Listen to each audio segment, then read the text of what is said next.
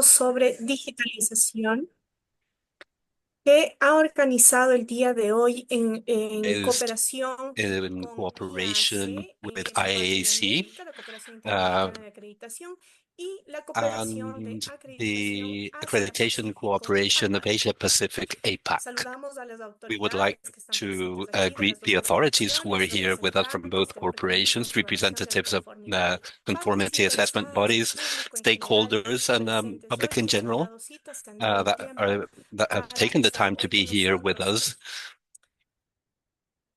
Este evento This une event dos regiones joins two que regions están trabajando, that are uniendo working esfuerzos en este and camino joining hacia la efforts in transformación this path digital, towards que no digital solo impacta en la transformation. tecnología, And they should not sino only have también an en impact in talento humano, technology, but also in human redefiniendo talent, el desarrollo de redefining the habilidades y la development of gestión de equipos capabilities and the en este management of nuevo teams panorama in digital. this new Por esta digital razón, context. las For cooperaciones de this reason, acreditación the de accreditation estas dos regiones, cooperations como in les these two menciono, regions, as I presentan esta mentioned, iniciativa have no this solo para compartir initiative, not información, only to share sino para information, but promover also e for incentivar promoting que más and organizaciones de incentivating varios more países organizations se from other entrometen en este mundo countries de la to join digitalización. us in this world of Para digitalizing. inaugurar el seminario For está con inaugurating the nosotros webinar, we Andrea have Melo, Andrea Melo, presidenta de la the Cooperación chair of the Interamericana de Inter-American Acreditación, Cooperation que for desde las Accreditation, Américas that reafirma el from the compromiso Americas con el reaffirmed the proceso de commitment with the transformación digital. process of a digital transformation. Buen día, Andrea, y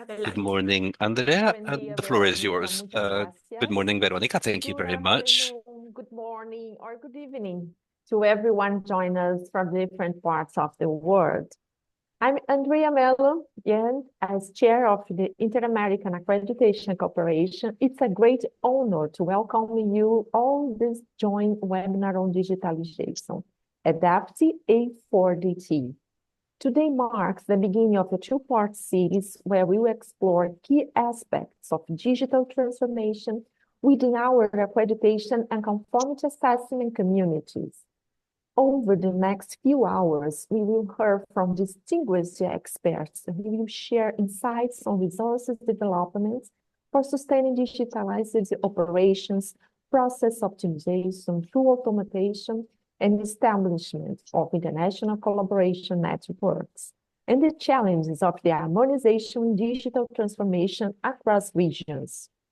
Following the presentations, we also have a panel discussion offering a valuable opportunity to exchange experiences and ideas on these critical topics.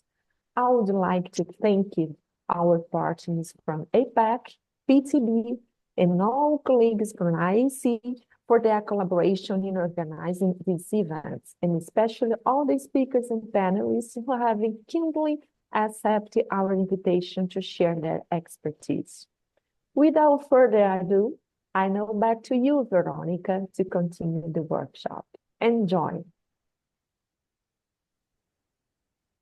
Muchas gracias, Andrea. Thank you Muchas very gracias much, por Andrea. invitarnos, Thank you very much for moderadora, a your este importante introductory words to seminario this que important va a seminar desarrollar el día that de will hoy. be Las held instrucciones today. generales As les general informamos instructions, que ustedes we pueden activar we en inform you that you can el menú activate inferior de la in aplicación Zoom the el idioma de su toolbar preferencia, of pues the Zoom colocando la toolbar traducción your simultánea. language you would like to hear. Because Además, we have también simultaneous tenemos un translation, we módulo de also preguntas y have respuestas a Q&A que vamos a estar window, muy and atentos, we are going to atendiendo sus be pay attention solicitudes, to it inquietudes, for any preguntas questions or durante las concerns or comments that you presentaciones. might have during presentations. Para continuar We're continuing en nuestra agenda, in with our agenda. teníamos, We had contábamos con la presencia de Malika Go, Malika Go es was going presidenta to a justamente de la presentation. She is cooperación the de chair of the acreditación Accreditation Asia-Pacífico, Cooperation Asia es el Pacific, otro which anfitrión de is este the evento, other host of pero this pedimos event. But disculpas we would porque like no to, se ha podido conectar, ya she que hasn't been estamos able to en log contextos into the meeting horarios since y we a are in veces nos different complica un time poco esta areas. This conexión virtual. complicates a Sin little bit embargo, the virtual tenemos connection. However, lista a Jennifer the Danielson. Jennifer Ella Danielson is ready. nos acompaña desde Canadá. She is here with us from Canada. She is a quality management system and programs for accreditation from the surgeon and medical doctors from British Columbia, their association, and she will talk about resources for digitalizing operations. The floor is yours, Jennifer. Thank you very much. I will get my screen sharing and I'm happy to begin. Oh, I may need permissions to screen share now.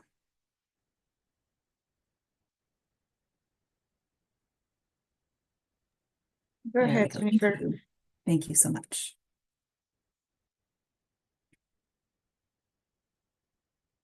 Okay, just to confirm my screen is visible. Yes.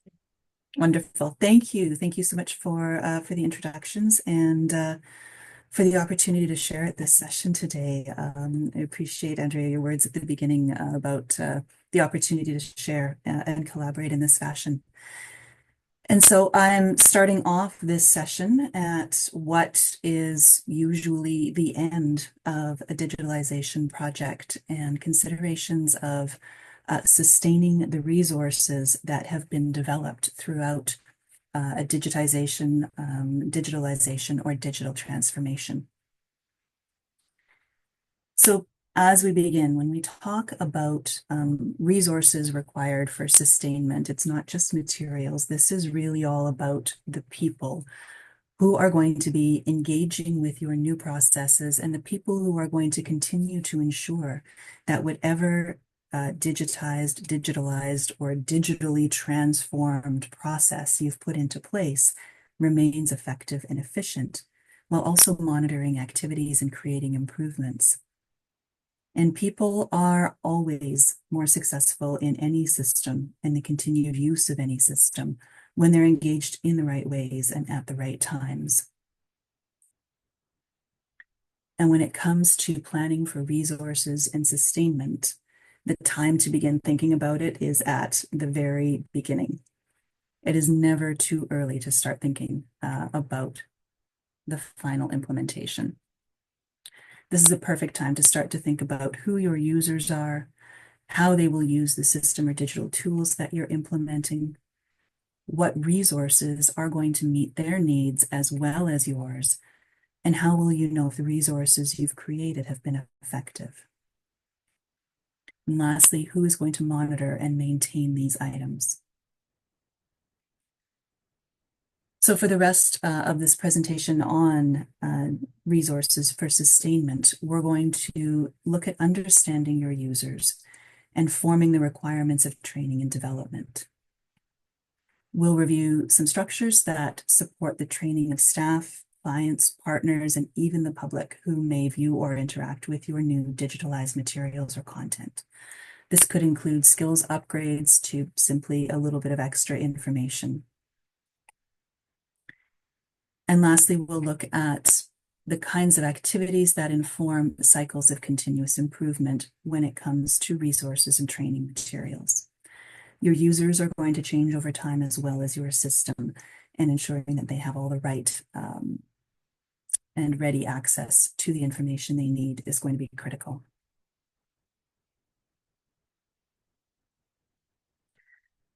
So let's begin with understanding who our users are. These could be, depending on the digitalization activity that you're undertaking, internal staff at your AB, CAB clients, assessors. And it's important to begin to ask if these people are technical people or administrative people. How do they work with your systems and information now? What kinds of things will change how they work? Sometimes we may be adding steps when we start to perform a new digitalized process. And sometimes those steps will be easier, and sometimes they'll just be very, very different. We also have to consider who will view this information. They may not be actively engaged in using new digital tools, but they may see different outputs or different data. This could be leadership at your accreditation body or at the CAB. This could be public or other staff. What will they need to know about how this new digitalized information is presented? How will they know where to find things in new file structures or new portals? And the last group is one we have to consider. They may not necessarily have as much input, or in some cases have a lot of input into a new digitalized view of your activity and processes. These are people who will be affected in the outer spheres of your work. Are you capturing more data or less data? And does that data need to have greater or different security or privacy associated with it? Maybe there are new IT consultants who need to be brought in. And who is maintaining this security? Never mind the data. With this new data, will there be new reporting requirements or new audits required on top of it? Are your output reports going to look different for funders, government, or other agencies who perhaps look at things quarterly or annually and need to be informed of the changes?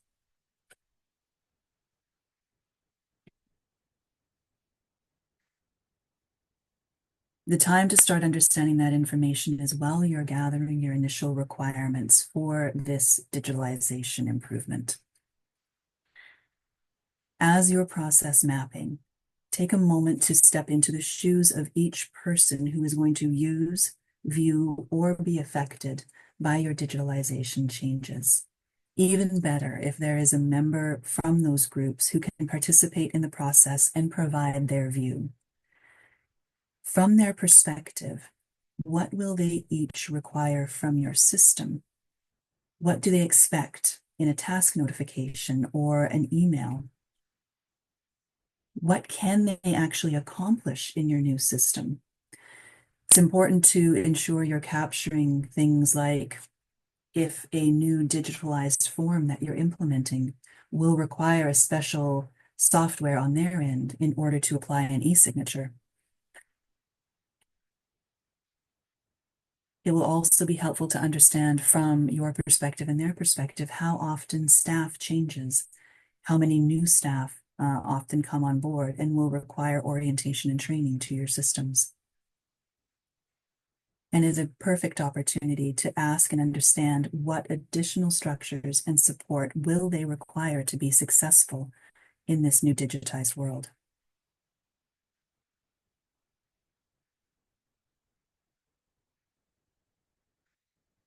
So now that we've asked all the questions and understood our users, we can begin to develop resources and training materials. We can start with what? What will each user need to know in order to work with your new tools? We'll want to understand if they need to log in or create an account, if they need to understand how to navigate to online forms or document libraries. Will they be receiving new notification tasks or automated workflows? Are they required to provide any new or different information than they already do? And how are they going to get that information together in order to provide to you? Perhaps they'll be engaged in multiple different steps or just one. Do they actively start a step or do they wait to be asked? And lastly, what types of training do they need? Can you create digitalized samples of materials or provide a test space or sandbox for them to play in? Some organizations may provide a full text manual or individual procedures. Depending on your digitalized change, you may be able to provide help text directly in the system, or a large change may require live support to be available for your users for some time after your implementation. Once you know the scope of what resources and training you're going to provide, it's important to start mapping out when and where you'll provide that training. We all know different people learn in different ways, but everyone learns better when they see new information in multiple ways. So what would your multiple ways look like? This may be a combination of in-person, online video training, different types of examples in the right context, and specific for that individual user. There are tons of resources out there for people developing training about how to incorporate language and unique learning tools to speak both to those who learn by clear step-by-step instructions versus those who need to understand answers to why, or those who are going to come with their own questions of what if. We can incorporate different learning techniques and styles, such as case studies, direct questions, reflections, or opportunities to summarize what they've heard to validate their understanding and learning, as well as hands-on training opportunities. And it's always efficient to see if you can use your training scenarios for more than one type of user to extend their understanding of your change. The last question when we're developing training is how? How will we know if this training has worked?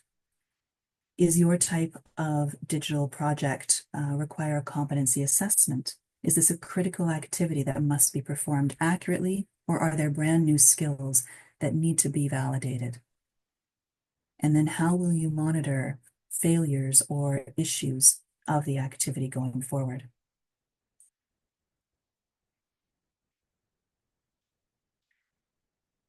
When we understand the what and start to think about the when and the how, we can begin to create a training plan. And in this plan, we'll want to consider additional information like a training matrix, where we can highlight each user type and the skills that will be required for them in our new digitalized processes. This helps us really focus and narrow down to provide exactly the right information to the right person and ensure that we don't have any gaps in potential understanding.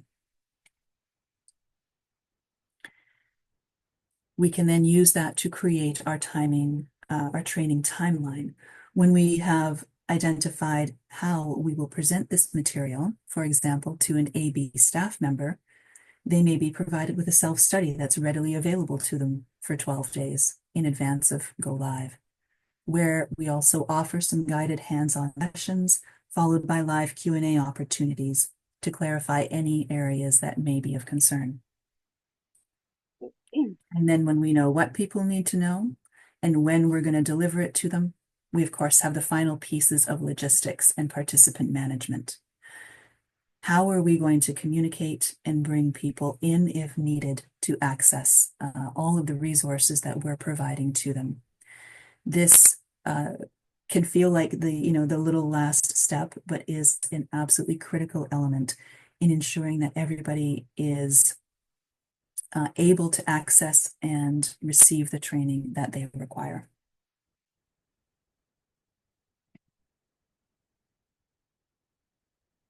So the project is implemented. We have created resources and we have trained everybody who will be using the system or accessing the system.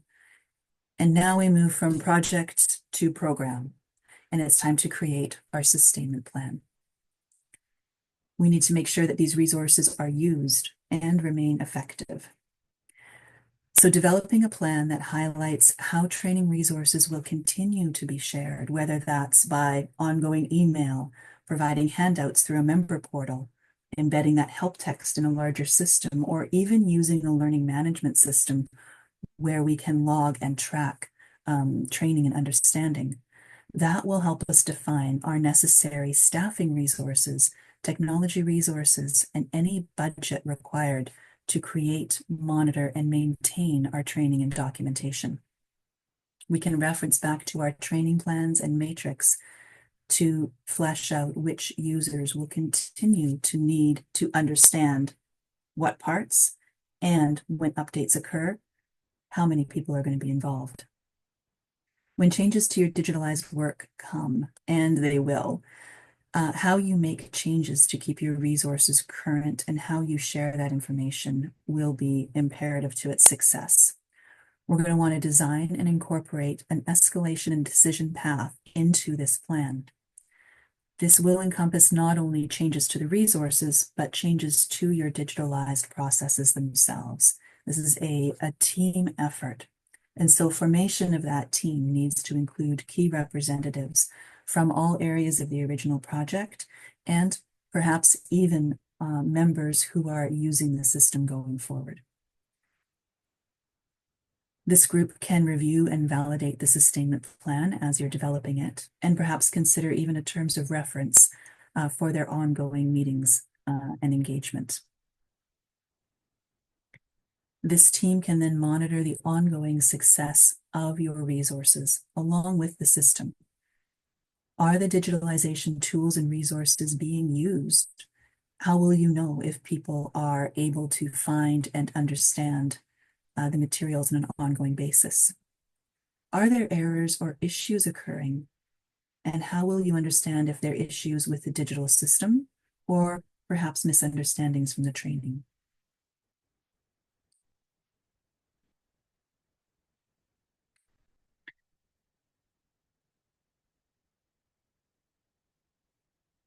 Again, from your resource management team, you'll want to consider bringing in additional support or subject matter expertise as required.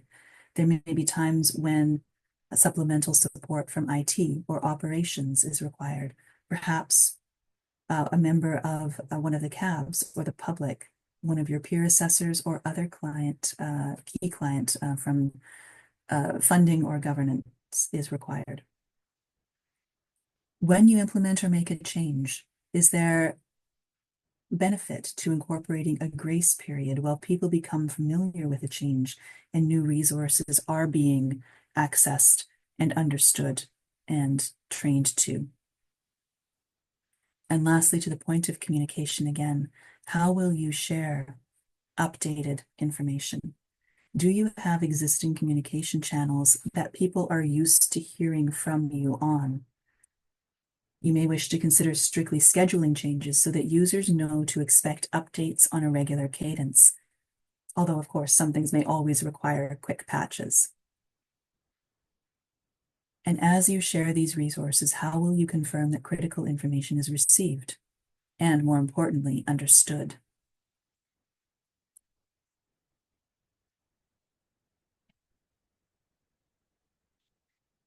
So by understanding your user training needs and with avatars early in the requirements process, you can create appropriate resources, deliver them in an effective manner, and ensure they are understood. You will have a suite of materials available to share and keep accessible on an ongoing basis. These can be managed just as you manage your other controlled documentation, and putting them where and when people will access them, and ensuring that the language, visuals, and any supplemental training materials like video are also accessible to all of your users through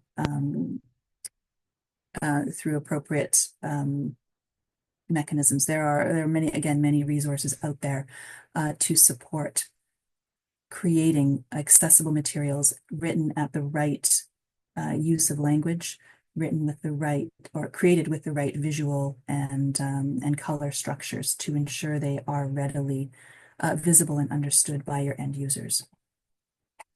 And lastly, review regularly and consistently so that you are always providing current and accurate information.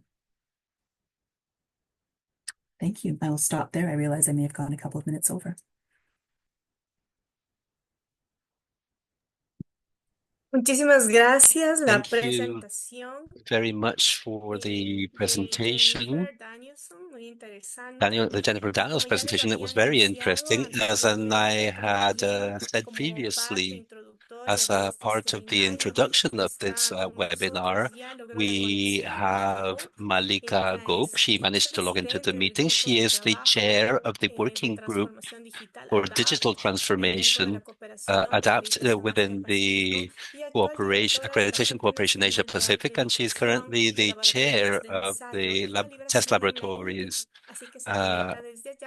accreditation in India. And so she's in India right now, but she's here with us in representation of APAC, and she will comment on the agenda of these two seminars that have been organized and the impacts that is being that we are looking for to develop in these activities. So the floor is yours, Malika. Very warm greetings to one and all. It is a privilege and an honor to be part of this very special webinar, and your presence, around 250 of you all, is indeed very motivating to all of us. As you know, the ADAPT project and the A4DT project. They are both the PTB project in the APAC region and the IAAC region. And the working groups have come together for a common cause. We have to digitalize our processes and be enablers in the global trade, safety, health, clean environment, etc., etc. Our responsibility is unlimited through the caps which we accredit. Digitalized platforms can be a boon for establishing collaboration networks, seamless interface between CABs and regulators to facilitate transparency in various activities. Accreditation provided by our full members facilitates industry in overcoming technical barriers to trade. Therefore, it is very pertinent that we digitalize our processes as accreditation body and keep up with the technical advancement to support the trade and the regulators and our industry. Regarding the webinar, I'm sure you could have gone through the pre-webinar presentation. Was it interesting? I hope so. Now let me take you through the course of the webinar. We will have 4 presentations in each of the webinars, followed by question and answer if you have any. And then we will have a panel discussion. In the panel discussion, we will ask our experts from the regions to tell us about the various nuances of digitalization, various aspects which would be beneficial for the participants here. And topics we have chosen with lot of deliberation, like the process optimization through automation, which we have recently heard. So this is a very important topic. Apart from this, how to establish the international collaboration network for the exchange of digital best practices. This is also another very important topic for all the participants here who are already digitalized or who want to digitalize their processes further for the digital transformation. Apart from that, the information security, data security, and all those things which come to your mind regarding data integrity, all those things are addressed in information security presentation. Then we have the resource development to sustain digitalized operation. Now, this is also another very important topic for all the participants in the webinar 1. So we have chosen these topics so that you are set thinking, and when you go to the next webinar, at that time you will have further more topics how to execute them. So in the second webinar, we have the pre-webinar presentation already. You can go through it. In the second webinar, we will be having a self-assessment of requirements. Then how to conduct assessment, the mobile app-based assessment. Then how to facilitate the regulators, the CABs, ABs at a single platform. So where a unified dashboard for all the stakeholders will be the topic of the presentation. Then how to use the huge data which we have collected in the digitalized platform, how we'll be using them. So like this, we have built upon the various topics that we would be presenting in both the webinars. And subsequent to the webinar, after the panel discussion, we will put a link for the feedback in the chat, so you can give your feedback, so that we can analyze and maybe we can improvise something for the second webinar based on your feedback. So without taking much of your time, now let us proceed to the next presentation. Thank you very much, Suzanne.